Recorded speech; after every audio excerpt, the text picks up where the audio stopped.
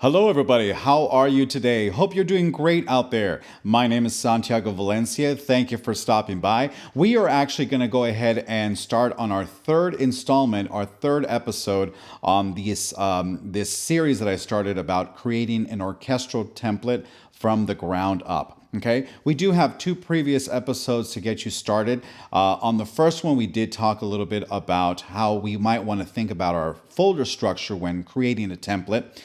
So that we can easily duplicate that over and over and know where everything is going to go.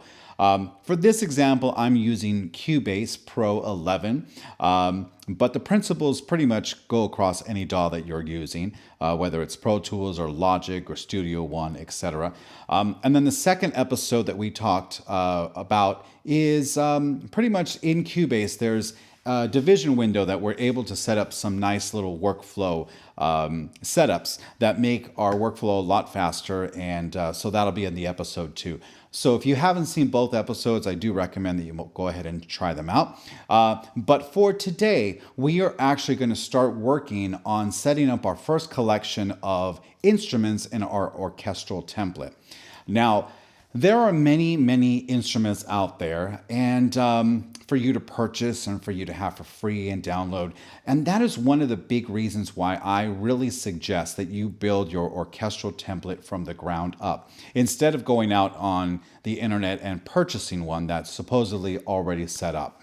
And there's two big reasons for this. Number one is that you should probably get familiar with how to go ahead and build a template for yourself from the ground up. And the biggest reason is that through your long career, you're going to have a lot of different templates depending on what your end result is going to be. Maybe you need one template that has 1,000 different tracks because you want the whole kit and caboodle when it comes to the orchestral instruments. Then there might be another one where you don't need that. You might need something that's a little smaller, maybe like a chamber orchestra or a chamber string section, right? There might yet be another one that's more set up for trailer music, movie trailers. Maybe some others for songs. So as you go through your career, you're going to be using a lot of different templates to just get that music out there pretty quickly. And knowing how to build a template from the ground up is going to be essential in knowing what you're doing and getting you to where you need to go. The second big reason that I go ahead and stress doing this is because even though there are many instruments out there in the world, we are not purchasing all the same instruments. Some people might love the orchestral tools selections, which are fantastic.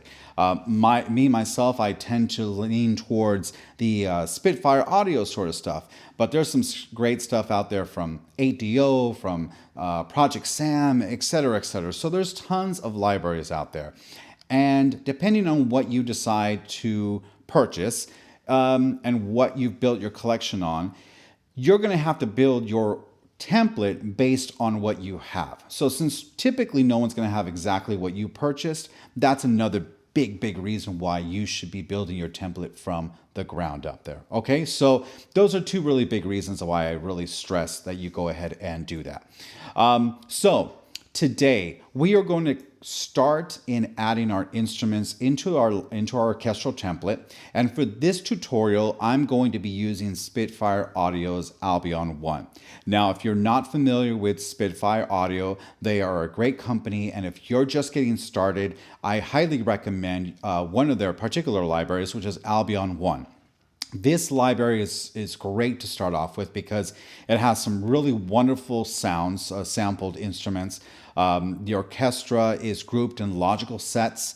You even get percussion. You get some pretty cool synths as well as some presets that can all be combined to create some great sounding tracks for film, TV, ads, or whatever your musical ideas may be. So let me go ahead and introduce you to Albion 1 and give you a quick tour of what you might find once you open up that library. All right, so this is the graphic that I've kind of created for you to see a nice overview of what Albion 1 is all about, okay? If we go ahead and take our focus over here to the left side, and if I zoom in just a bit here, you'll see that this first graphic here on the top basically when you go ahead and open this up, and by the way, this is a contact instrument, okay? So when you go in your DAW, open up a contact instrument, and you select Albion 1, you're gonna be faced with these five folders first. Albion 1 Orchestra, Brundle Loops, the Percussion Ensemble, the Steam Band, and the Albion Legacy Collection. We're going to be focused on this very first folder right up here, but also just to give you a little overview of what all the folders contain, that's what you're going to find. Okay? Now, like I said, we're going to be focused on the very first folder here, Albion 1 Orchestra, which is going to have our brass high, low, mid, strings, woods high, and woods low. Okay? Now, if I go ahead and take us over to the right side of my graphic here, within that Albion 1 Orchestra folder, we're also going to find different articulations. Within brass high, you're going to have a short, a long, a short octave, a long octave, etc., etc. here. The brass low, mid, strings, woods high, and woods low. So these are all the instruments that we're going to go ahead and start putting into our orchestral template, okay? All right, so here we go. Let's go ahead and get started. Okay, so bringing this back here to Cubase. When we last left Cubase and our template at the end of episode 2, we kind of left it at what you see right here. So we're going to go ahead and be focused a little bit more on the left side of the screen over here. If I take my mouse and go ahead and right click, you can see that I'm presented with a lot of options of what I can add here. Okay, audio track, instrument track, MIDI track, etc. Now, there is some talk that there's a healthy discussion going back and forth whether you should be using MIDI tracks or instrument tracks when it comes to building templates. I personally use instrument tracks pretty much exclusively, and that's what we're going to be doing in this tutorial. Now, back in the day when the processors of the computers weren't as strong and maybe there wasn't as much memory, MIDI tended to be the way to go back then. But because computer processor speeds and more memory have been available to us, I personally think that the instrument track is the way to go, okay? Now, what is an instrument track? It's kind of like if you were to take an audio track and a MIDI track and put them together, you would get an instrument track. So you have the benefits of both of those tracks put together into one, okay? So we're gonna go ahead and start doing our instrument tracks on here. Now, one more thing. I'm gonna go ahead and be creating some different articulations for each instrument. What is an articulation? Well, an articulation could be the way or the style an instrument is played. For example, if we're playing a violin, and I'm going to mock it here, but if I'm playing really long expressive notes, longs, that can be one articulation. If I'm going to play something really nice and short and quick, that's another articulation, which we would call shorts. If I'm kind of like, going back and forth and creating a little dramatic and intense kind of a style, that could be known as a tremolo. So all these different styles of playing are known as articulations, okay? And in this template, we're going to go ahead and create one track for each articulation. And that's the way that we're going to go ahead and set up that. Now, you could go ahead and work into key switches and all that sort of stuff, which is a topic for another, episode. But for right now, we're going to go ahead and do one articulation per instrument track. All right, here we go. So let's go ahead and create our first instrument track. Like I said before, Albion 1 is a contact instrument. So I'm going to go ahead and select the instrument contact here. We want stereo out. And for right now, I'm just going to go ahead and create one. So let's go ahead and add our track. Then our contact window will go ahead and pop up. And I just want to go over to the left here and see if I can go ahead and find my Albion 1 library, which is right here. Okay, so if I open up here in instruments here, and if I go back up here to our original. All right, so if I open up our Spitfire Instruments tab right here, you'll see those 5 folders I was talking to you about before. Now we're going to be focused on Albion 1 Orchestra. I'm going to go ahead and click in on there.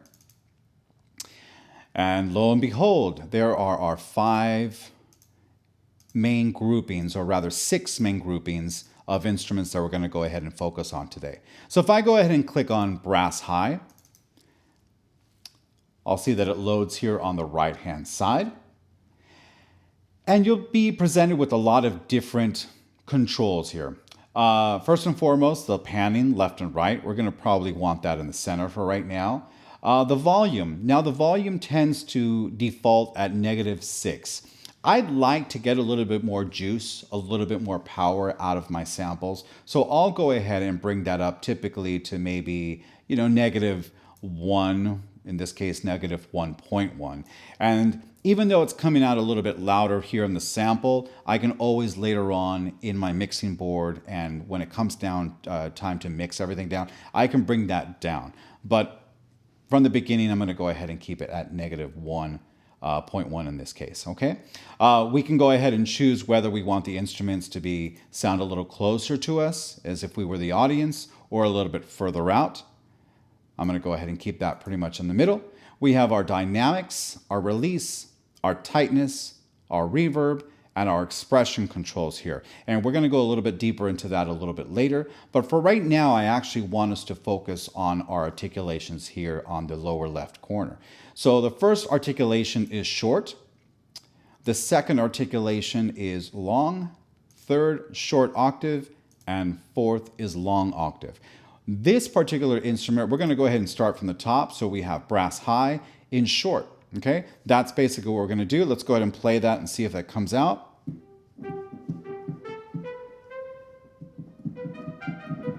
Okay, that's coming out. Perfect. All right, let's go ahead and close this. And now we kind of want to name this right off the bat. We don't want to create all these instrument tracks and then forget what they all are. So it's a good habit to go ahead and start naming them right off the bat. So in this case, we're going to do brass high, and we're going to name that short.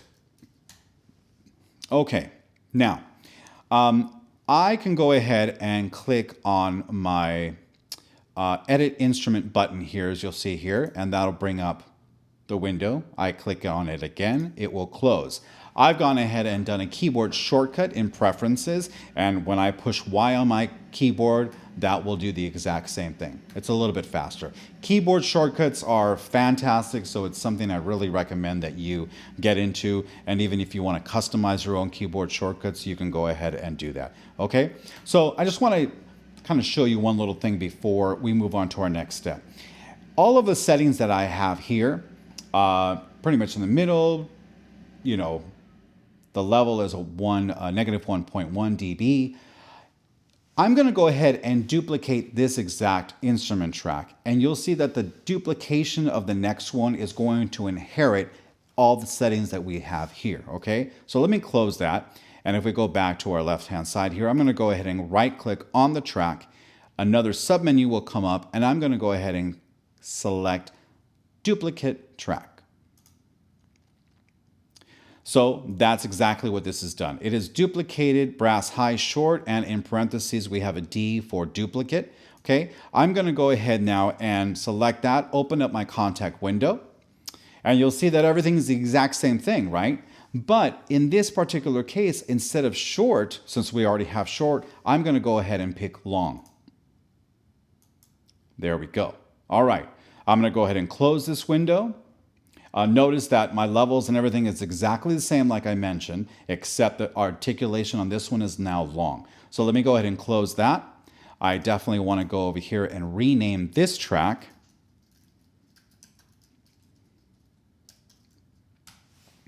And there we go. So now we have a short and a long. Let me see if it worked. If we open this one up, we have short. Let me close that. Let's go to our next track, open that up. And yes, it stayed on long. So that is working just fine. All right, so let's keep doing this. So go ahead and duplicate the track yet once again. Let's open up our contact window. Instead of long, we're going to go ahead and pick short octaves this time. Let's go ahead and close that window. Rename our track. The number 8, VA, is an abbreviation for octave. Octave above is really technically what it is. And there we go. Let's go ahead and duplicate this track once again. Open up that contact window. This time we're going to change the articulation to long octave. Close that window. Rename.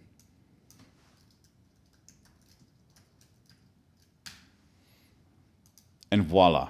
We've got our 4 first articulations for our brass high here, okay? So if we were to go ahead and, again, just to make sure, we have our first is short, our second is long, our third is short octave, like it's supposed to be, and on this last one, it should be long octave. Let's find out if that worked. It did. All right, so there we go. So there are our first 4 articulations with our first instrument grouping, which is the brass high.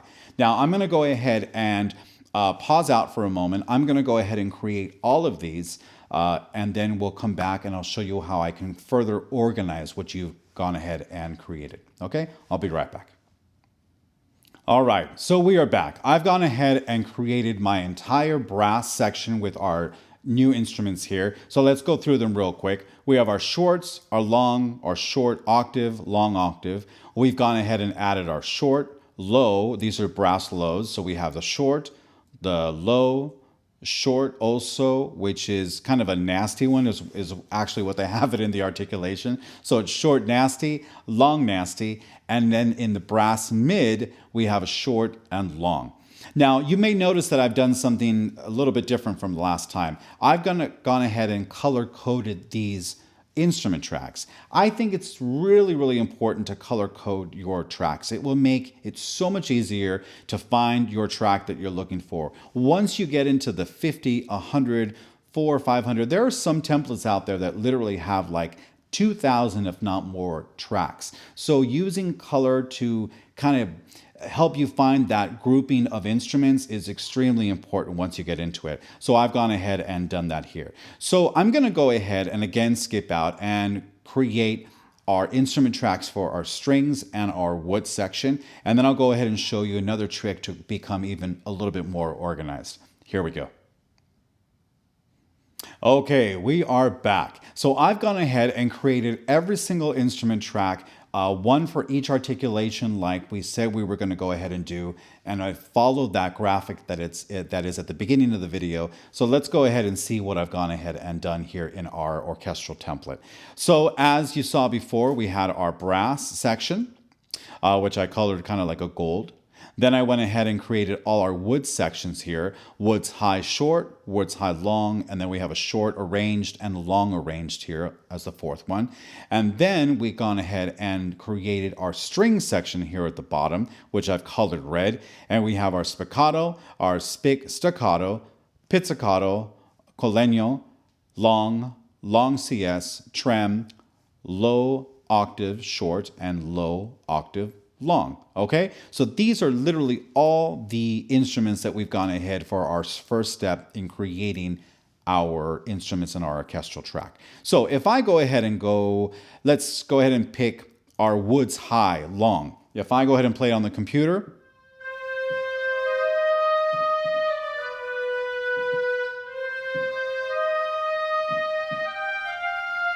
okay, that should be sounding. If I pick any one of these other ones, they should be also sounding as well. That one's a little low. Let's go ahead and pick another long.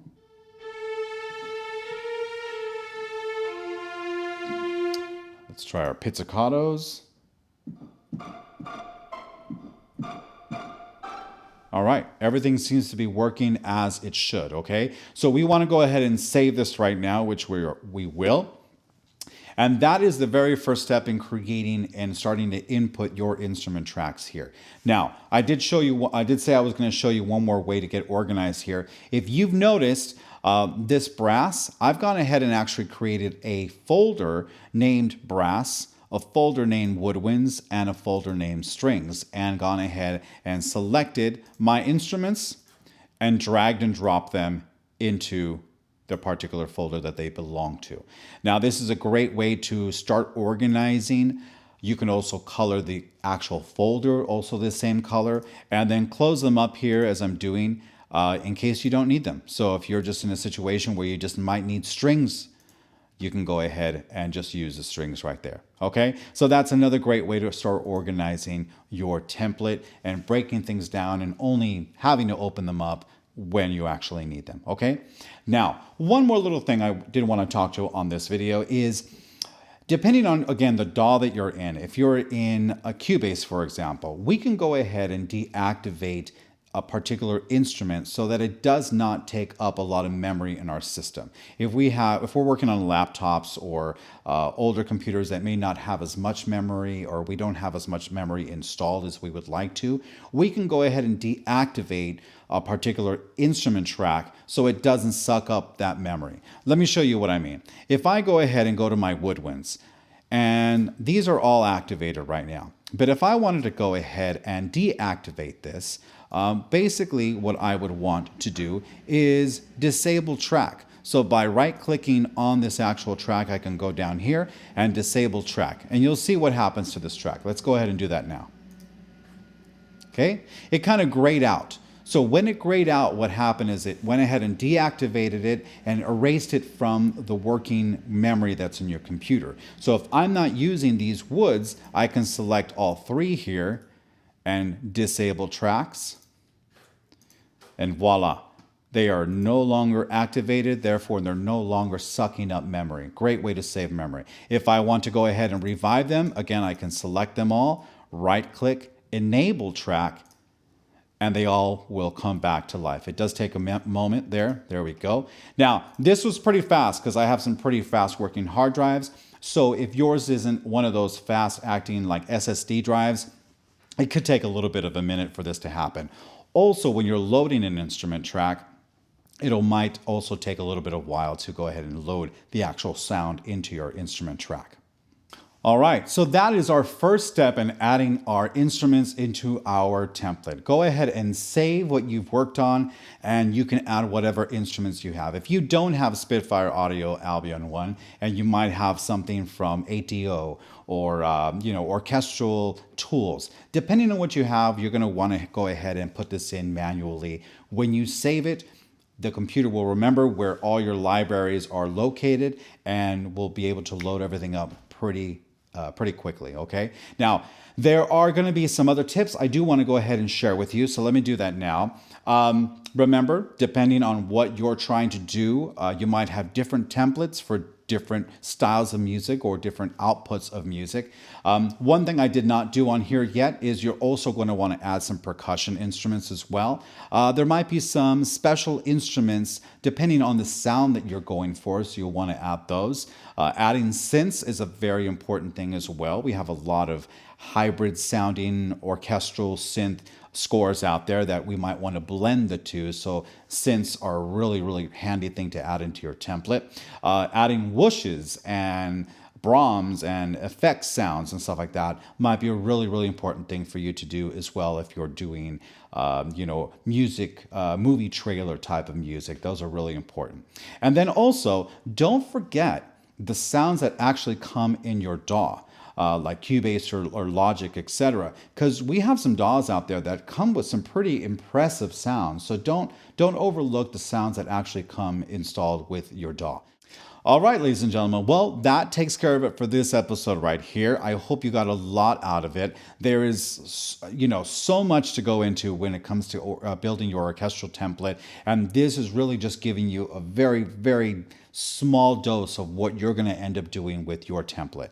But next time, we're going to be talking about lining up all of our tracks, lining up all of our instruments. So no matter what library you're pulling from, no matter what company you bought it from, we need to make sure that all of our stuff is lined up and everything's playing at the moment that it's supposed to be playing at with everyone else. So I'm going to go ahead and show you how to go ahead and line that up literally to the millisecond, okay? It is a little bit tedious step, but once you get it, you'll never really have to worry about it again. So we'll talk about that on the next one. We're also going to be talking about how to start setting up your mixing board for your template. We want to make sure that everything's sounding nice and bright. If we want it bright, nice and forward. So if it has reverb, we're going to want to make sure that everything, sounds just the way we want to, so we can finish our jobs quickly, turn it into our clients very quickly, and not have to tweak here and there. So we're going to take care of that in the template stage.